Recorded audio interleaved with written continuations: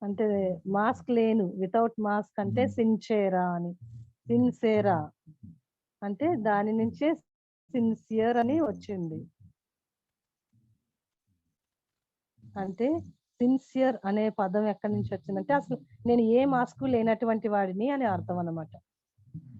నా పైన ఎటువంటి మాస్క్ లేదు అనేసి. అంటే రకరకాల మాటల యొక్క మాస్క్‌లు అవన్నీ పెట్టుకుంటాం కదా! అవి లేకుండా. అయితే మహాత్మా గాంధీ గారి గురించి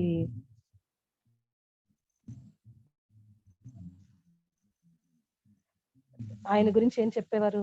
ఒకవేళ ఆయన ఏదైనా చెయ్యని విషయం ఉంటే, అది ఇతరులకు కూడా వారు చెయ్యమని చెప్పేవారు కాదు. మనకందరికీ ఈ కథ తెలుసు కదా! ఒక తల్లి ఒక బిడ్డని మహాత్మా గాంధీ దగ్గరికి తీసుకెళ్ళింది. తీసుకెళ్ళి ఏం చెప్పింది? గాంధీ గారు ఈ బాబుకి చెప్పండి బెల్లం తినకండి అనేసి. అయితే గాంధీ గారు ఏం చెప్పారు? ఒక వారం 10 రోజుల తర్వాత రండి అని చెప్పారు. సరే అని ఆమె వెళ్ళిపోయి మళ్ళీ తిరిగి వచ్చింది. 10 రోజుల తర్వాత వచ్చిన తర్వాత మహాత్మా గాంధీ అప్పుడు ఆ బాలుడితో చెప్తారనమాట. "నువ్వు బెల్లం తినక" అనేసి. అయితే ఆ తల్లి అడుగుతుంది. "ఏంటిది మీరు 10 రోజుల తర్వాత ఇదే చెప్పారు" అనంటే, "మరి ముందు నేను పాటించాలి కదా! తర్వాత ఇతరులకి చెప్పాలి కదా!" అనేవారు. అలాగే అంటే నిజాయితీ అంటే నేను లోపల, బయట ఏ మాస్కు లేకుండా, ఎటువంటి అభి భేదాలు లేకుండా నేను స్వచ్ఛంగా ఉండాలి. నాకసలు ఈ మాస్కులేవి అవసరం లేదు. అందుకే మనము స్వయంతో ప్రశ్నించుకోవాలి. స్వయం యొక్క ఆత్మతో ప్రశ్నించుకోవాలి. నేను నిజంగా ఏదేదైతే చెప్తున్నానో నా గురించి, నేను ఏదైతే కథలు చెప్తున్నానో నా గురించి, మనుషులకి నా చుట్టూ ఉన్న వారందరికీ నిజంగా నేను అలాగే ఉన్నానా అని.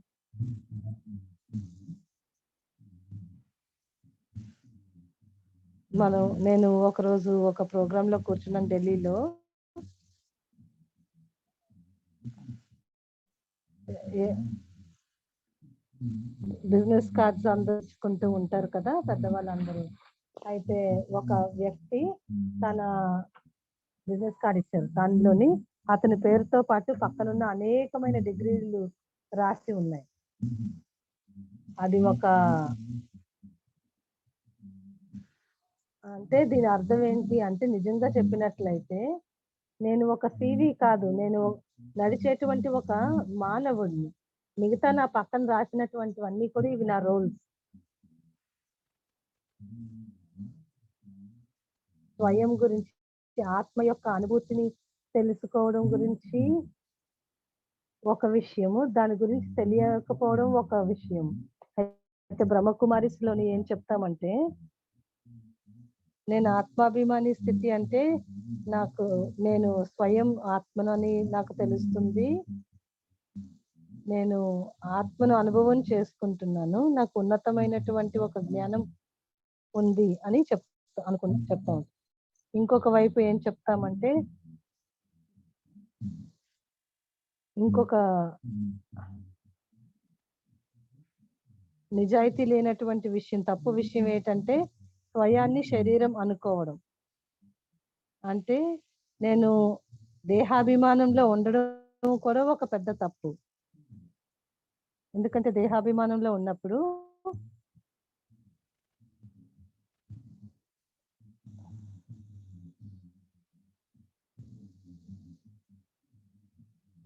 అప్పుడు మనం చేసే ప్రతి విషయం కూడా ఒక పెద్ద అబద్ధంగా మారిపోతుంది. ఎందుకంటే శరీరం అనేది సత్యమైనది కాదు. ఆ శరీరంతో సంబంధించి మనం ఏవైతే వింటున్నామో, చేస్తున్నామో అవేవి కూడా సత్యమైనవి కాదు. నేను అనేవారు శరీరానికన్నా ఉన్నతమైన వాడిని. నేను ఒక ఎగ్జాంపుల్ ఇవ్వాలనుకుంటున్నాను. అదే ఆత్మిక స్థితి, ఆత్మాభిమానము అంటే స్వయాన్ని నేను ఆత్మగా భావిస్తూ, నాకు ఆత్మ యొక్క గురించి అవగాహన ఉంటూ నేను అన్నీ చేస్తూ ఉంటాను. అయితే నేను దేహాభిమానంలో ఉన్నప్పుడు ప్రతి విషయము కూడా శరీరంతోనే అనుసంధానమై ఉంటుంది. అప్పుడు నా ధర్మము, నేను ఏ ధర్మంలో పుట్టానో వాటి గురించి, నా దేశం గురించి, అన్నిటి గురించి ఒక అనుసంధానమై ఉంటుంది. ఇదంతా కూడా ఒక పెద్ద అసత్యం. ఎందుకంటే సత్యం అనేది ఆత్మనే.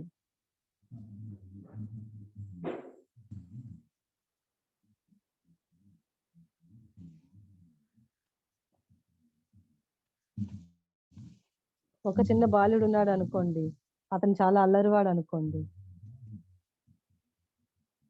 ఆయన తన తండ్రి మాటను వినకుండా అనేక పనులు చేస్తూ ఉన్నారనుకోండి.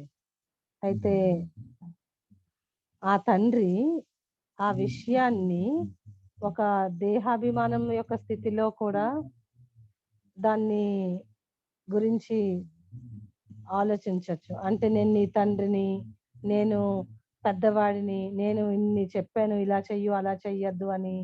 అప్పుడు అదంతా దేహాభిమానంతో కలిగినటువంటి ఆలోచనలు వస్తుంటాయి. అప్పుడు ఆ బాలుడిని చాలా ఫోర్స్ చేస్తాం. అప్పుడు వారిద్దరూ మాట్లాడుకునే దాంట్లోని ఒక సామరస్యత ఉండదు. ఆ సంబంధం అనేది చాలా పాడైపోతూ ఉంటుంది. అదే తండ్రి దేహాభిమానంలో కాకుండా ఆత్మాభిమానంలో ఉన్నట్లయితే ఆయన అనుకోవచ్చు, నేను ఒక ఆత్మను, నా బిడ్డ కూడా ఒక ఆత్మనే. ఆయన కేవలం నా బిడ్డ యొక్క రోల్ ప్లే చేస్తున్నారు, ఆ పాత్రలో ఉన్నారు. అప్పుడు నేను తండ్రి పాత్రలో ఉన్నాను, నా బిడ్డ పాత్రలో అతను ఉన్నాడు అనేది ఎప్పుడైతే అనుకుంటారో, నేను అంటే తండ్రి యొక్క పాత్రలో ఉన్నాను, అతను కొడుకు యొక్క పాత్రలో ఉన్నారు.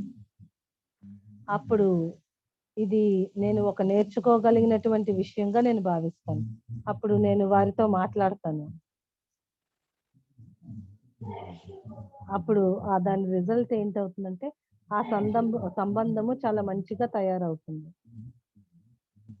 అన్నిటికీ కూడా చాలా ఈజీగా అయిపోతుంది. అంటే నిజాయితీ ఉన్న చోట సంబంధ బాంధవ్యాలు చాలా ఈజీగా ఉంటాయి.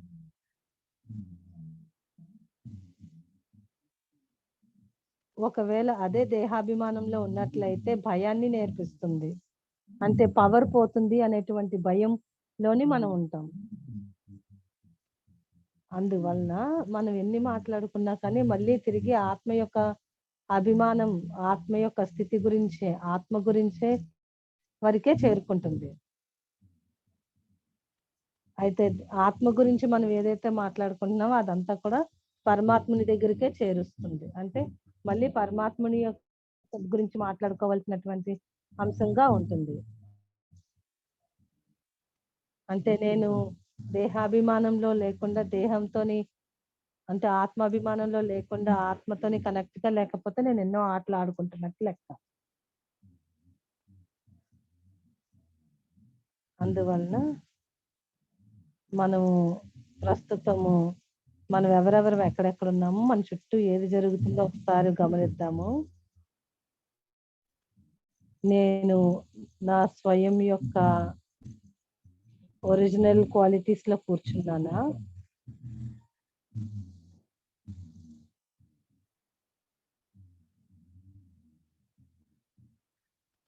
ఎందుకంటే నా నా నిజమైనటువంటి నా ఒరిజినల్ క్వాలిటీ ఏంటంటే సత్యత. నేను నా మనస్సులోని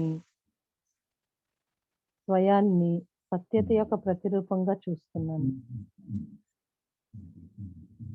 జ్ఞాన సూర్యుడు, ఆయన్నే మనము శివుడు, అల్లా, పరమాత్ముడు అనేక పేర్లతో పిలుస్తాము. నేను నా లోపలే నాకు గుర్తు తెచ్చుకుంటున్నాను, నేను మానసికంగా ఆయనతోని కనెక్ట్ అవుతున్నాను. ఏ విధంగా అయితే సూర్యరశ్మిలోని పువ్వు వికసిస్తుందో అదే విధంగా ఆ జ్ఞాన సూర్యుడిలో నేను కూడా వికసిస్తూ ఉన్నాను.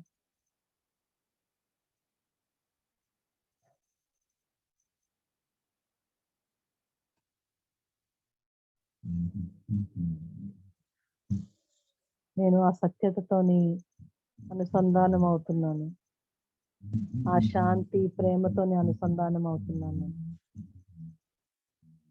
దాని ద్వారా నేను ఇతరులతో ఎలాగ సంబోధించాలి అనే విషయాన్ని తెలుసుకుంటున్నాను.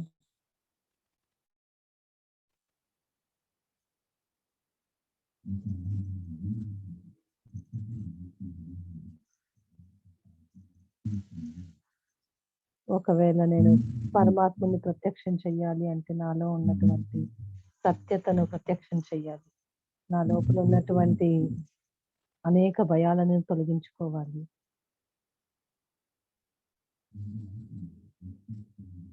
నేను అందరితో సత్యంగా ఉండాలి.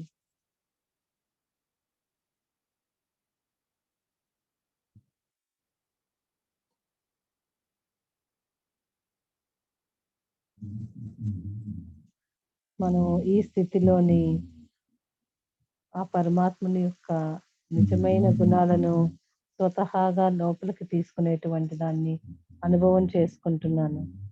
ఇప్పుడు మనం మళ్ళీ తిరిగి మన ప్రస్తుత పరిస్థితుల్లోకి చేరుకుంటున్నాం. ఓం శాంతి.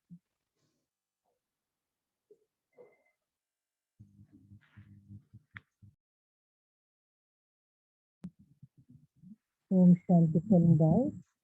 ఇది చాలా ప్రాక్టికల్ గా ఉన్నది ఈ టాక్ అని. అంటే ఈ రోజుల్లో మనం నిజాయితీగా లేము అని చెప్పడానికి చాలా విషయాలు మీరు చెప్పారు. మీరైతే ఆత్మ యొక్క గుణాలు నిజాయితీ మరియు సత్యత అని చెప్పారు.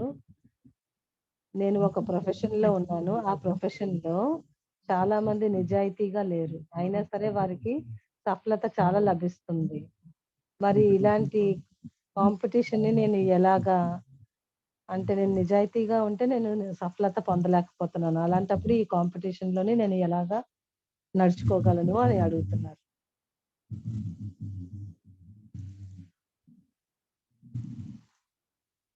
ఈ కాంపిటీషన్ అనేది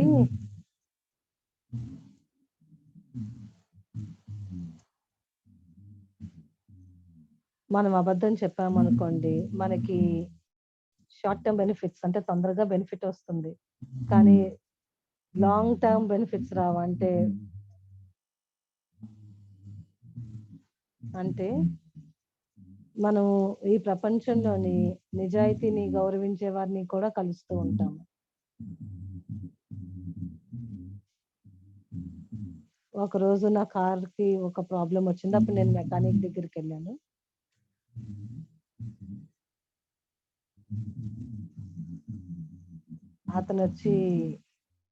అతని దగ్గరకు వచ్చి ఆ కార్లో ఏదో ప్రాబ్లం ఉంది, నేను $200 చార్జ్ చేస్తాను అని చెప్పాడు. సరే అని నేను ఇంకొక మెకానిక్ దగ్గరికి వెళ్ళాను. అది నిజమైన అమౌంటా కాదా అనేసి చెక్ చేసుకోవడానికి. ఆ మెకానిక్ వచ్చి ఒక స్క్రూ డ్రైవర్ తోని ఏదో తిప్పి, ఇది ఓకే, కారు నడుస్తుంది, మీరు వెళ్ళొచ్చు అని చెప్పాడు. అయితే మీకు ఎంత కావాలి, ఎంత ఇవ్వాలి అని అంటే, మీరేమి ఇవ్వక్కర్లేదు, మీరు వెళ్ళండి అని చెప్పాడు.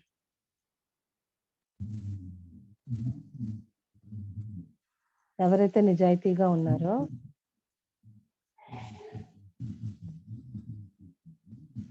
నేను వెళ్ళి ఆ నిజాయితీ పరుడు గురించి కొంతమందికి చెప్తాను. ఆ కొంతమందికి వెళ్ళి ఇంకొంతమందికి చెప్తారు. ఒకవేళ మీకు రిపేర్ వస్తే కార్కి, ఆ వ్యక్తి దగ్గరికి వెళ్ళండి అని చెప్తూ ఉంటాను. ఇతరులు కూడా ఇతరులకి చెప్తూ ఉంటారు. అంటే నిజాయితీ ద్వారా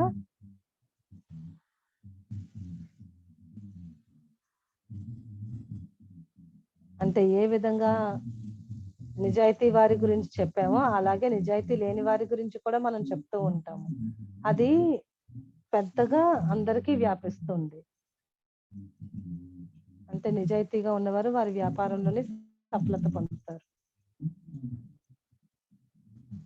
మనం హై కార్పొరేట్ లెవెల్లో చూసినట్లయితే,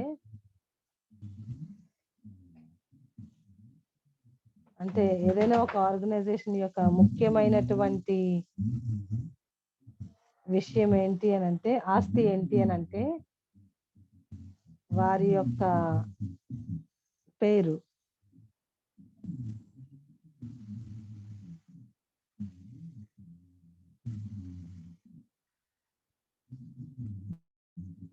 ఒకవేళ మనం ఇతరులతోని గొడవ చేసి సఫలత తెచ్చుకున్నప్పటికైనా మనకి పేరైతే ఉండకపోవచ్చు. ఇంకొక ప్రశ్న, బ్రహ్మకుమారీస్ గురించి జనరల్ గా బ్రహ్మకుమారీస్ గురించి ఇది బ్రహ్మకుమారీస్ లో చెప్తూ ఉంటారు, ఇది ఒక ఐరన్ ఏజ్ కలియుగము అని.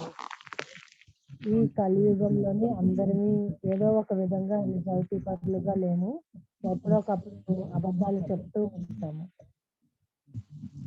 అయితే ఎప్పుడైతే లాయర్స్ అడ్వకేట్స్ ఉన్నారో వారికి ఏమని చెప్పగలుగుతాము అంటే, వారు ఎందుకంటే లాయర్లు కేసును గెలవాలి, కానీ ఆ కేసును అబద్ధాలతోనే గెలుస్తారు అని అంటున్నారు. ఇది కొంచెం కష్టమైన విషయమే.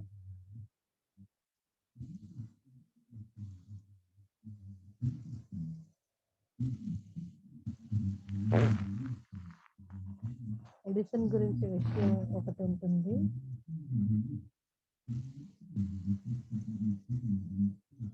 మనం ఏవైతే కొన్ని నమ్ముతామో అవన్నీ కూడా సత్యమైనవి కాకపోవచ్చు.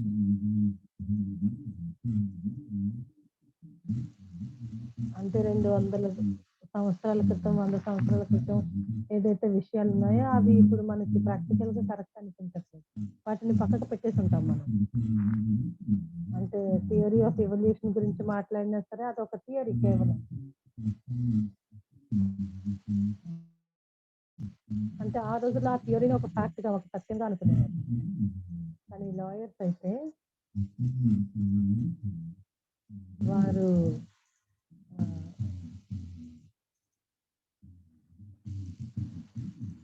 అంటే మనుషులు ఒక మంచి మార్గాన్ని మనుషులకు మంచి మార్గం చూపించడానికి ప్రయత్నించట్లేదు. వారు లాలో ఉన్నటువంటి ఏవైతే లొసుగులు ఉన్నాయో వాటి గురించి ప్రయత్నిస్తున్నారు. ఒకవేళ నిజంగా ఒక మంచి లాయర్ గా ఉన్నారు అంటే, మంచి లాయర్ అంటే గెలిచేటువంటి లాయర్ గా ఉన్నారంటే వారు సత్యాన్ని కూడా మార్చగలుగుతూ ఉంటారు.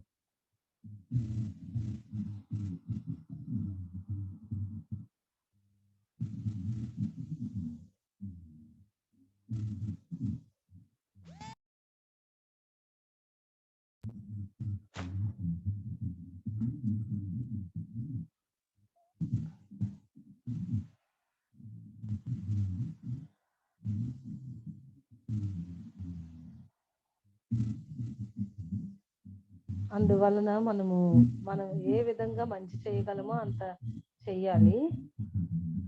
మనము ఏ విధంగా మంచి చేయగలమో ఇతరుల చేత కూడా చేయించాలి.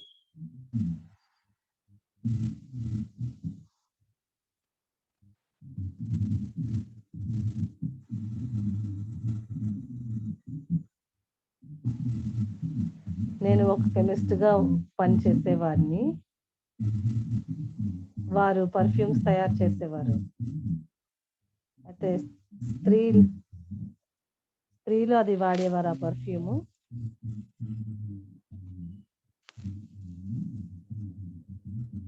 అప్పుడు దాది ప్రకాష్ మణితోని మాట్లాడినప్పుడు చెప్పాను, నేను ఇలాగా పర్ఫ్యూమ్స్ యొక్క పనిలో ఉన్నాను అని అంటే, మరి ఒకవేళ మీరు దాది ప్రకాష్ మణి చెప్పారు, ఒకవేళ మీరు ఉన్నటువంటి పరిస్థితుల్లోని అంటే మీరున్నటువంటి ఉద్యోగాల్లోని ఒక కరెక్ట్ గా లేదు అని అంటే, దాది ఏమన్నారంటే ప్రపంచం అంతా కరెక్ట్ పరిస్థితుల్లో లేదు, కానీ అక్కడ మంచి జరిగే విధంగా మీరు ఉండాలి అని. ఒకవేళ ఎవరైనా సరే బాంబ్స్ తయారయ్యేటువంటి స్థానంలో ఉన్నా సరే అక్కడ కూడా ఇతరులకి కూడా మంచి జరిగేటువంటి విధంగా మీరు ఒక ఇన్స్పిరేషన్ గా ఉండాలి. అయితే ఇంకొక ప్రశ్న, ఒక అన్నయ్య వైన్ అమ్ముతూ ఉంటారు, అది మంచి ప్రొఫెషనా అనేది. అయితే వైన్ అమ్మడం అనేది అంత మంచి ప్రొఫెషన్ కాదు. అయితే నిజంగా చెప్పినట్లయితే అది చాలా బాధాకరమైనటువంటి విషయం.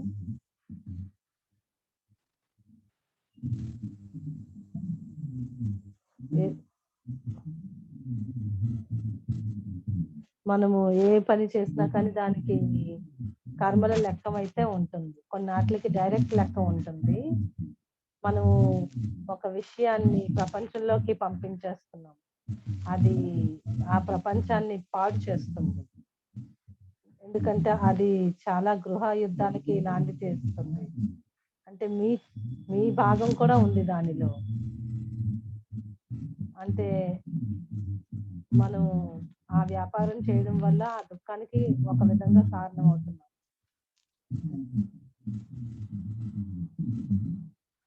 అంటే మనం ఒక బ్రాంచ్ అంటే ఒక చెట్టు కొమ్మ మీద కూర్చొని ఆ చెట్టు కొమ్మని కొడుతున్నాం అన్నమాట.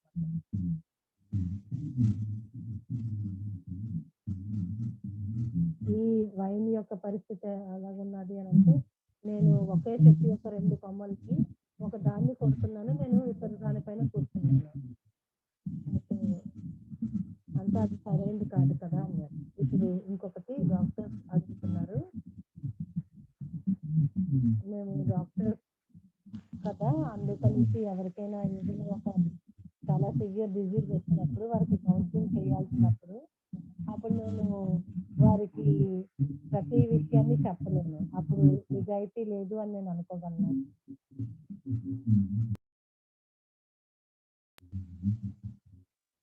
అంటే మీకు కొన్ని ఎథిక్స్ ఉంటాయి. శ్రీమతం మంచి ఏం చెప్తుందంటే ముందు మీరు ఆ మనుషుల్ని తయారు చేయండి మానసికంగా. మీరు మీ పద్ధతిని ఫాలో చేస్తున్నారు. అంతేకాని మీరు నిజాయితీగా లేరు అని అర్థం కాదు.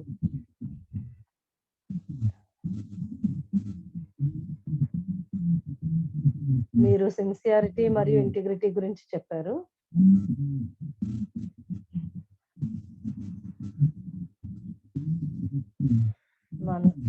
మనం మన సంకల్పాలు, మాటలు, కర్మలు ఒకవేళ సరి సమానంగా లేవు అంటే అప్పుడు ఇంటిగ్రిటీ లేనట్టు, పవిత్రత లేనట్టు. ఒకవేళ నేను వీటిని కరెక్ట్ గా ఉంచుకోవాలి అంటే నేను ఏం చెయ్యాలి?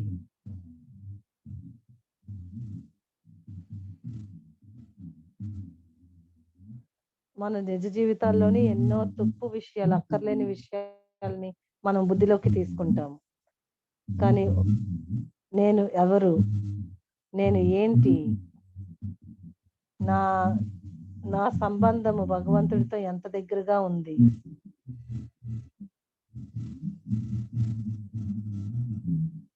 నేను ఈ ప్రస్తుత సమయంలో నా జీవితంతో నేను ఏమి చేయొచ్చు అంటే కేవలం ధనం సంపాదించడం అవే కాకుండా నేనేం చెయ్యొచ్చు?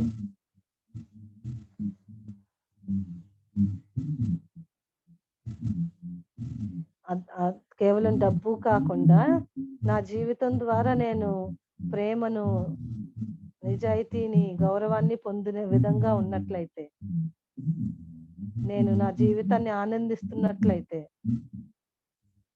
ఆ విధంగా ఎలా ఉండాలి అని ఆలోచించినట్లయితే, అంటే ఇవన్నీ నాకేమి కావాలి, నేను ఏది కావాలనుకుంటున్నాను అనే దానిపైన ఆధారపడి ఉంటుంది. నా లోపల ఉన్నటువంటి గుణాలు, నాతో చుట్టూ ఉన్నటువంటి సంబంధాలని అర్థం చేసుకోవడం ద్వారా నాకు తెలుస్తుంది.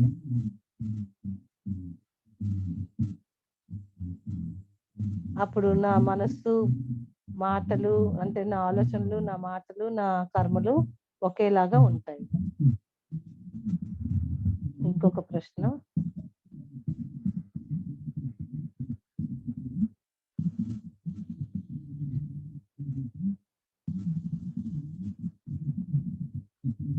శ్రీకృష్ణుడు మహాభారతంలోని చెప్పారు, ఇతరులకి మంచి జరిగేటప్పుడు, రక్షించేటప్పుడు మీరు అబద్ధం చెప్పకూడదు, చెప్పచ్చు అని శ్రీకృష్ణుడు చెప్పారు. ఇది ఎంతవరకు నిజాయితీకి సంబంధించిన విషయం అని ఒక ఎగ్జాంపుల్ చెప్తున్నారు.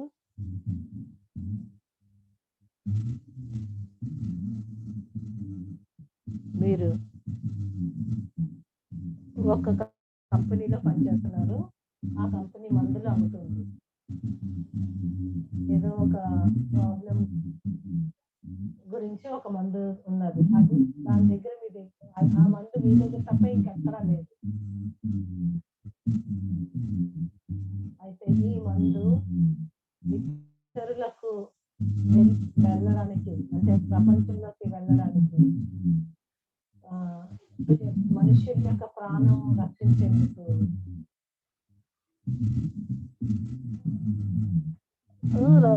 రక్షించేందుకు నేను ఈ మందు వారికి ఇవ్వాలి. కానీ మధ్యలో కొంతమంది వ్యక్తులు ఉన్నారు, వారు కొంచెం అంటే నిజాయితీ పరులు కాదు, వారికి లంచం కావాలి. అప్పుడు నేను లంచం ఇవ్వకుండా ఉంటాను, నేను కేవలం లంచం ఇవ్వను, అందుకే నేను మందు కూడా ఇవ్వలేను అంటే ఇది చాలా తప్పు.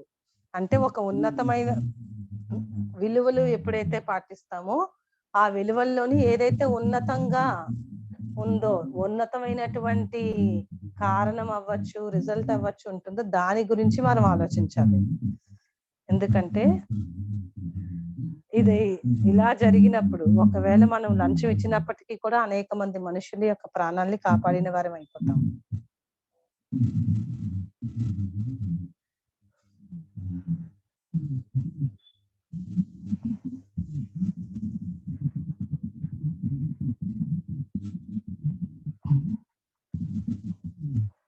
ఒక ప్రశ్న వచ్చింది,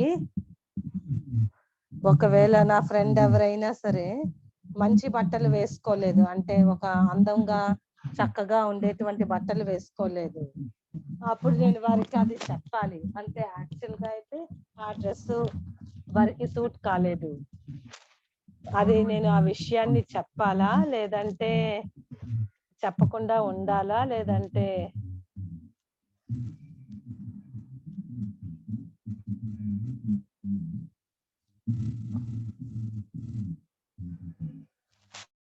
అని చెప్తున్నారు. ఒకవేళ ఆ మనిషికి, ఆ వ్యక్తికి మీకు ఒక సత్సంబంధం ఉన్నట్లయితే ముందు ఒక మంచి విషయాన్ని చెప్పి తర్వాత ఈ విషయాన్ని చెప్పాలి. దాది ప్రకాష్ మణి గురించి అన్నయ్య చెప్పారు.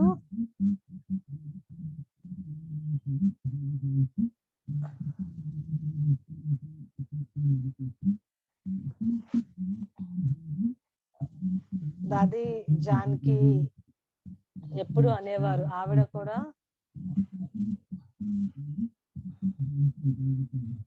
జానకి దాది ఎప్పుడు అనేవారు, ఎప్పుడైతే నిజాయితీగా ఉన్నట్లయితే వారు జీవితం ఒక ఆనందమయంగా ఉంటుంది అని చెప్పేవారు. మీరు ఆమెలో ఇది ఎలా చూస్తారు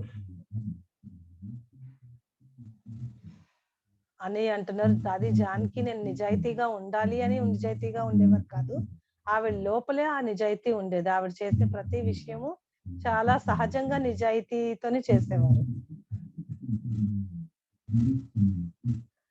నిజాయితీ ఉన్న చోటే సత్యత ఉంటుంది. ఆవిడ స్వయంగా సత్యంగా ఉండేవారు కనుక ఇతరుల పైన, అంటే బాహ్యంగా నిజాయితీగా ఉన్నారా నిజాయితీగా లేరా అనే ప్రశ్నే వచ్చేది కాదు. నాకు గుర్తు ఉంది, ఒకసారి ఆవిడ బ్రెజిల్లో ఉన్నారు,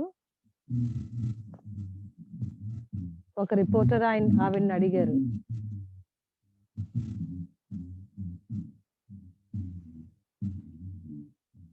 మీరు కానీ ఒక నడి రోడ్డు పైన నడిచినప్పుడు ఎవరైనా మీ దగ్గర నుంచి దొంగతనం చేసినట్లయితే మీరేం చేస్తారు అని అడిగారు. అప్పుడు దాది జానకి ఒకటే ఒక మాట అన్నారు, అసలు అలాంటి విషయమే నాకు జరగదు అని. అసలు ఆవిడ సంకల్పంలో కూడా ఉండేది, ఎటువంటి చెడు జరగదు అనేటువంటి నిజాయితీతో, ఒక సత్యతతో ఉండేది. ఆవిడ డైరెక్ట్ చాలా లోపల చాలా సంరక్షణతో ఉండేవారు, పరమాత్ముని యొక్క సంరక్షణలో ఉండేవారు. అంటే అది నేను భయం లేకుండా ఉండాలి, ధైర్యంగా ఉండాలి అని అనుకునేవారు కాదు, ఆవిడ లోపలే పరమాత్ముని యొక్క ప్రేమ వల్ల, పరమాత్ముని యొక్క సంరక్షణ వల్ల ఎంతో ధైర్యం ఉండేది.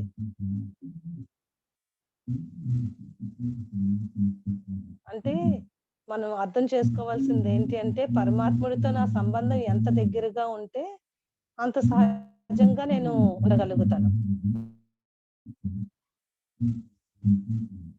మనకి ఒకవేళ నాకు నా లోపల ఏదైనా ఒక గుణం ఉంది కానీ నాకు పూర్తిగా లేదు అని అనిపిస్తుంది అంటే అది నాలోని సహజంగా లేదు అని అర్థం. అంటే మనం అనుకుండొచ్చు నేను చాలా ధైర్యవంతుణ్ణి అని. కొన్ని సార్లు 100% ధైర్యంగా ఉండకపోవచ్చు. కానీ అది మనం ఎప్పుడైతే ధైర్యంగా ఉండి కార్యాలు ధైర్యంగా చేస్తామో అప్పుడు 100% ధైర్యంగా ఉన్నట్లు లెక్క. అందువలనే ఆవిడ ఒక అద్దంగా మారారు.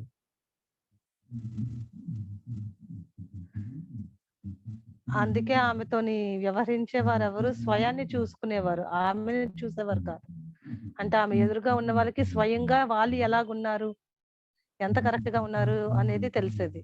ఆవిడ చాలా క్లియర్‌గా, సత్యంగా ఉండేవారు. ఎందుకంటే ఆవిడే సత్యం.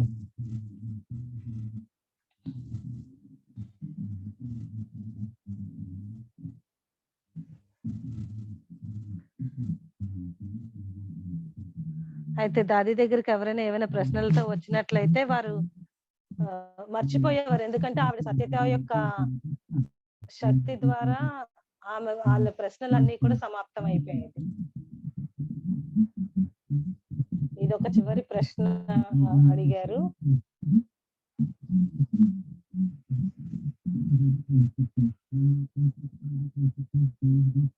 అన్నయ్య మీరు అన్నారు కదా శరీర భ్రాంతిలో ఉన్నప్పుడు నిజాయితీ ఉండదు అని. మరి ఒకవేళ నేను శరీర భ్రాంతిలో ఉన్నప్పుడు నిజాయితీగా లేను అనేది నాకు ఎలా తెలుస్తుంది?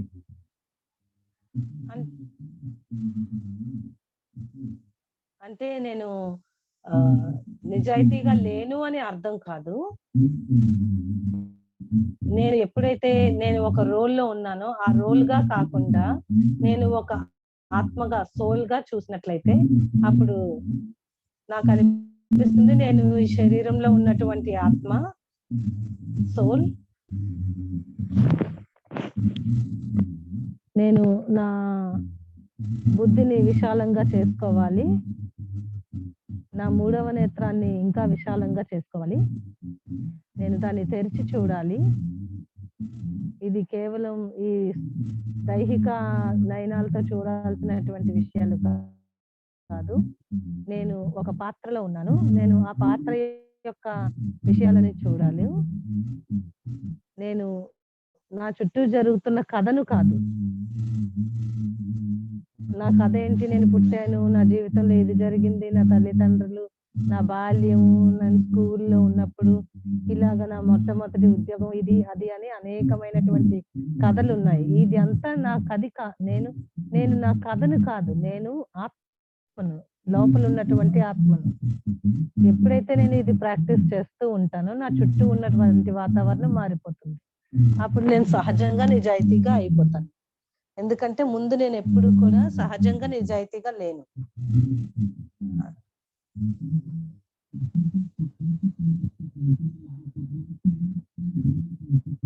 అన్నయ్య మనకి గుర్తు చేశారు. మనము దేహాభిమానం నుండి ఆత్మాభిమానంలోకి వెళ్ళాలి ఉండాలి అని.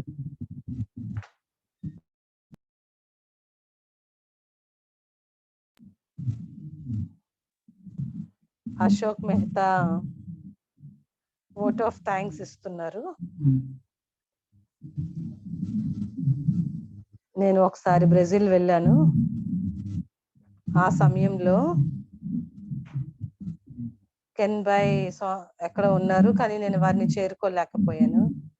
ఆయన చాలా ఉన్నతమైన వారు.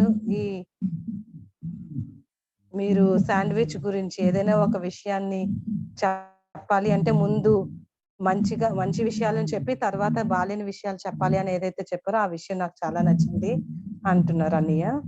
మీ టాక్ చాలా బాగుంది.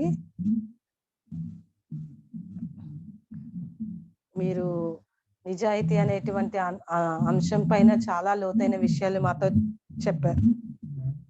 కొన్నిసార్లు మనం నిజాయితీగా లేకపోయినప్పటికీ కూడా నిజాయితీగా ఉన్నాము అని చెప్పుకుంటాము.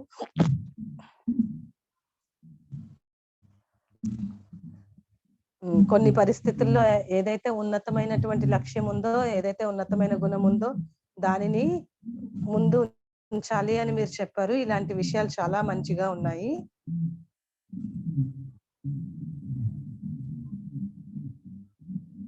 థ్యాంక్ యూ అన్నయ్య.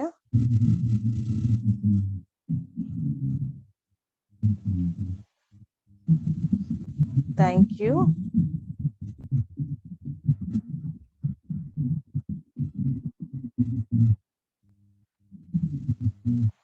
ఇప్పుడు అను సిస్టర్ మనకి చాలా అనౌన్స్మెంట్స్ చేస్తారు.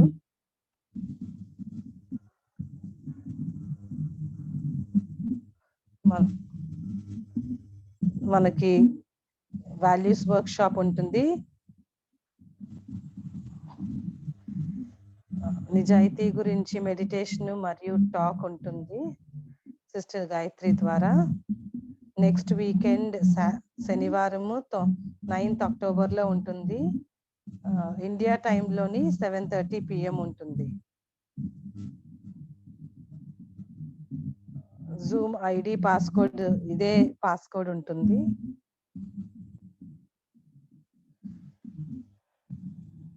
నెక్స్ట్ ఎపిసోడ్ 24 యొక్క టాక్ ఏముంటుందంటే వాల్యూ పవర్ శక్తి. ఎరిక్ బ్రదర్ ఈ టాక్ చేస్తారు. 16th అక్టోబర్ని ఉంటుంది. లింక్ అయితే ఇవే లింక్స్ ఉంటాయి.